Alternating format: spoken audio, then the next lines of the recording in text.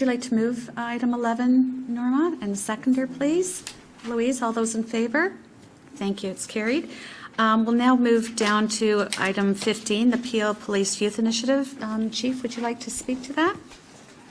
With those words, the board skipped right past its very first Street Check annual report mandated by 5816, Ontario's new carding regulations.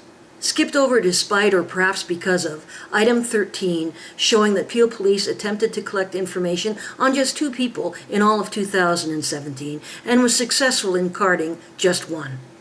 The report highlights state, quote, 2 interactions were completed in compliance with legislation in 2017, unquote.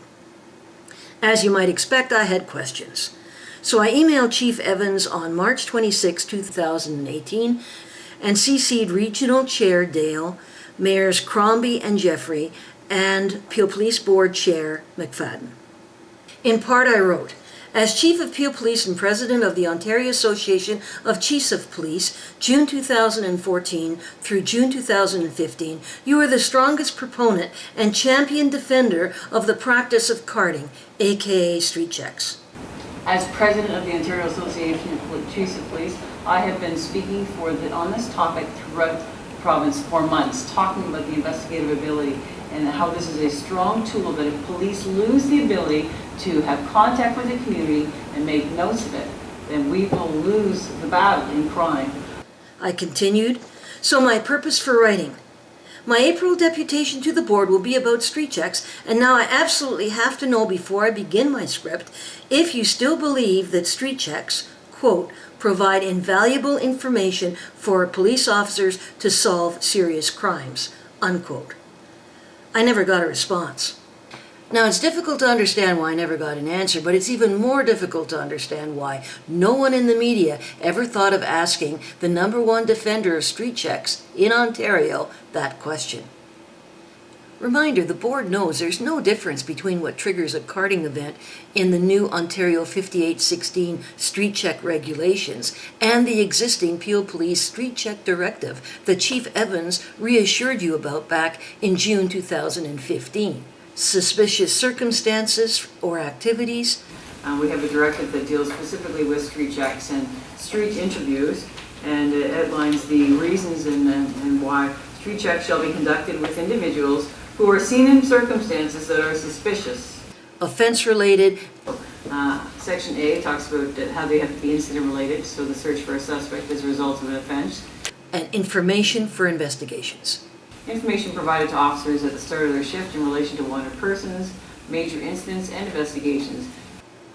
And Chief Evans emphasized again the specific circumstances in the Peel Police street check directive. We actually want street checks submitted for only offenses or suspicious activity with relation to the ones outlined in the directive. Ontario's new regulations match the 3 criteria that Peel Police had in place in their street check directive well before 2015. And the main reason behind street checks in Peel? Suspicious behavior.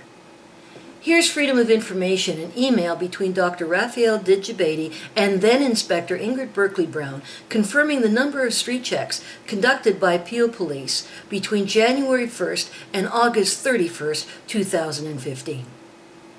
Removing 48% no race forms that were actually blank race data that Peel Police deleted after presenting their street check report to the board, the force still conducted over 5,300 street checks, with 4 months of carding still to go.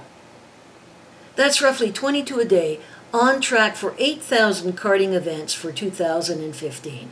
Yet this board had the chief's guarantee that her force was rigorously following their suspicious circumstances, offense-related, and or information for investigations street check directive.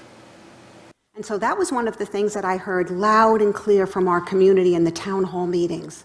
I heard it loud and clear when I went to the 2 sessions that Justice Tulloch and Minister Nakvi came in looking at what is that impact of those collected numbers. And it's 20,000. I mean, I've got the numbers in front of me. I did my historical research on it. Some jurisdictions have 100,000.